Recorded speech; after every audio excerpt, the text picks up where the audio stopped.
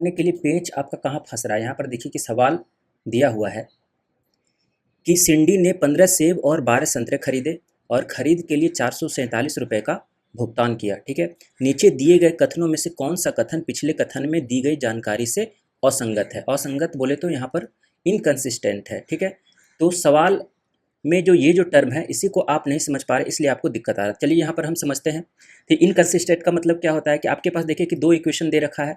ठीक है, a1x plus B one Y equal to c1, a2x plus B two Y equal to c2। ठीक है, तो अगर a1 by A two not equal to B one by B two इस type का ratio है, इसका यूनिक सॉल्यूशन होगा।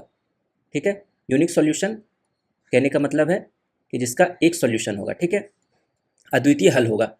और अगर इस टाइप के रेशियो में है a1 by A two equal to B one by B two equal to C one by C two, तो इसके मेनी सॉल्यूशन होंगे, बहुत सारे सॉल्यूशन होंगे। ठीक है, एक्स और वाई का मान बहुत सारा आएगा। ठीक है, और यहाँ पर इस टाइप का अगर रेशियो है a1 by A two equal to B one by B two not equal to C one by C two, इसका नो सॉल्यूशन होगा। ठीक है, इसका कि कोई भी हल नहीं होगा। ठीक है, तो जो ये जो दो कैटेगरी है दोस्तों, ये जो दो कैटेगरी है वो कंसिस्टेंट के अंतर आता है। कंसिस्टेंट का मतलब ऐसे इक्वेशन जिसका कि एक या फिर बहुत सारे हल हों, ये कंसिस्टेंट इक्वेशन है। और ये जो कैटेगरी है ये है आपका इनकंसिस्टेंट। ठीक है, असंगत, इनकंसिस्टेंट इक्वेशन है। ठीक है, तो इस टाइप के इक्वेशन में अगर वैल्यू आ रहा है तो वो सॉल्यूशन जो होगा आपका इनकंसिस्टेंट होगा। ठीक है, तो वही हमको यहाँ पर फाइंड करना है कि कौन सा इसके अंतर्गत आ रहा है।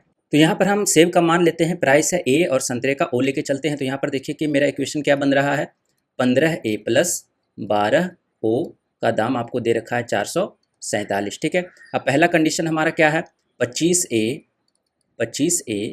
Plus 20o equal to 745। तो क्या इन तीनों में से किसी में एक सेटिस्फाई कर रहा है। तो यहाँ पर हम रेशियो निकाल देंगे, कितना रेशियो निकलेगा। यहाँ पर देखिए 15/25, 15/25 इक्वल टू 12/20 इक्वल टू 447/745। क्या रेशियो आ रहा है इसका। तो यहाँ पर आप देखेंगे कि ये 5 से कट जा रहा है, 5 तिहाई 15, 5 25, ये 4 से कट जा रहा है, 4 तिहाई 12, 4 पंचे 20, a1 by A two equal to B one by B two निकल गया। और यहाँ पर देखिए कि 447 बटा ये अगर करेंगे, ठीक है, तो 149 से ये कट जाएगा, 149 तिहाई 149 पचे। ठीक है, तो ये कट जाएगा आपका। ठीक है, इसका एचसीएफ निकाल के आप देख लीजिए, आ जाएगा। ठीक है, तो ये ए बटा B, a1 by B one equal to B one by B two equal to C one by C two निकल के आ गया। इसका मतलब ये मेनी सॉल्यूशन होगा। और मेनी सॉल्यूशन का मतलब है कि ये जो आपका फर्स्ट स्टेटमेंट है वो आपका कंसिस्टेंट के कैटेगरी में आएगा। इसलिए क्योंकि हम यहाँ पर इस दोनों इक्वेशन से हम ए और ओ का मान निकाल सकते हैं। हमारे पास दो अननोन है और दो इक्वेशन है। दूसरा स्टेटमेंट चेक करते हैं। तो दूसरा स्टेटमेंट है दोस्तों आपका 10a, ये पहला वाला हो गया। दूसरा वाला चेक करते हैं 10a plus 13o equal to 353। तो क्या ये रेशियो निकाल के देखिए, 15/10 इक्वल टू 12/13। ठीक है, यही आ रहा है। तो यहाँ पर देखिए कि 5 तिहाई 15, 5 दूनी 10, और यहाँ पे देखिए ये 12/13 बराबर नहीं है। ठीक है, तो ये a1 by A two not equal to B one by B two इस कैटेगरी में जाएगा। तो इसका जो है यूनिक सॉल्यूशन होगा, यानी कि एक अद्वितीय हल होगा एक्स और वाई का। ठीक है, या ए और ओ का। तो यहाँ से ए और ओ का मान भी हम निकाल सकते हैं, यहाँ से भी हम निकाल सकते हैं। ठीक है, ये भी आपका कंसिस्टेंट के कैटेगरी में आएगा। तीसरा है आपका 12a प्लस 8o, ठीक है, बराबर है 340। तो यहाँ से देख लीजिए कि 15/12 इक्वल टू 12/8 इक्वल टू 447/340। क्या ये आ रहा है। तो आप कहेंगे 3 से कट जाएगा, 3 पच्चे 15, 3 चौका 12, और 4 से 4 तिहाई 12, 4 दूनी 8। यहीं पे देखिए कि a1 by A two not equal to B one by B two, ये भी आपका यूनिक सॉल्यूशन होगा। और यूनिक सॉल्यूशन होगा तो ये कंसिस्टेंट के कैटेगरी में आएगा। तो कंसिस्टेंट का मतलब हो गया जिसके एक या बहुत सारे सॉल्यूशन हो। चौथा देखेंगे तो चौथा है आपका दोस्तों 35a।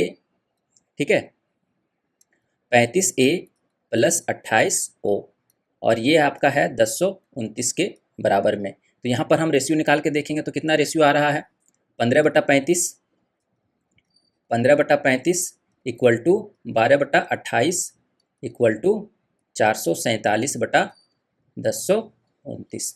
तो क्या ये रेशियो आ रहा है 5 तिहाई 15, 5 सत्ती 35, यहाँ पे 4 तिहाई 12, 4 सत्ती 28, और यहाँ पे देखिए 447/729 है। तो अगर हम इसको 5 से 2 से गुना करेंगे तो 800 है ना, 47 दूनी 94 और 4 दूनी 8, 800 हो जाएगा। यानी कि ये 3 से गुना करेंगे तो ये इसका नहीं आ रहा है, ठीक है, ये वाला आपका नहीं आ रहा है। तो यहाँ पर देखिए कि 447 है आपका यहाँ पर, और ये भाग नहीं लग रहा है। इसका मतलब है कि ये दोनों तो बराबर है, 3/7, 3/7 बराबर है, लेकिन C1/C2 बराबर नहीं है। तो कौन सा कैटेगरी में जा रहा है?